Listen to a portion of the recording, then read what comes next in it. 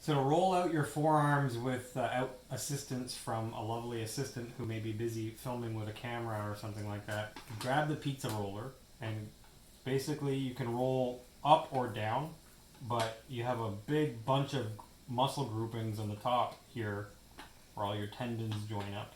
So you want to roll. Sometimes it feels better to roll straight down, but I would do that, and you can even go real slow and hold it, and then go the other way as well. This way is better as it drains your lymphatic system and everything Yeah, too. if you're draining this way, that makes more sense. No. Like if you're Out, away from the hand, that? into the, yeah. That is better? Yeah.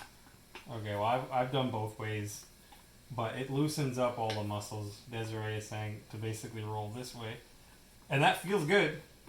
And for a guy who works with his hands, that is a good starting point. I would say 15 minutes on each arm. Just keep going back and forth. A while ago, we ordered this 4-blow massage gun, bunch of different tips. We went with this one, and basically it is a better version or a better way of doing that.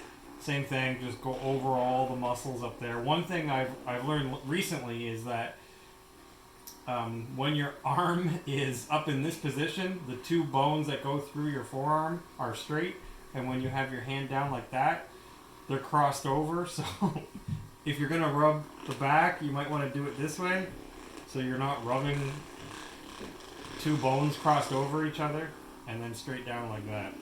That would be the best way to rub out the arm. Again, I would do that. I do this at least once or twice a week already. But if I was having problems with my fingers, I would definitely be doing this right now. Mm-hmm. And I would do that for 15 minutes each arm, basically. So I hope that helps. Or whatever feels good. Yeah. You might want to start with a bit less. Don't overdo it, but it definitely should improve any issues you're having with your fingers. I hope that helps.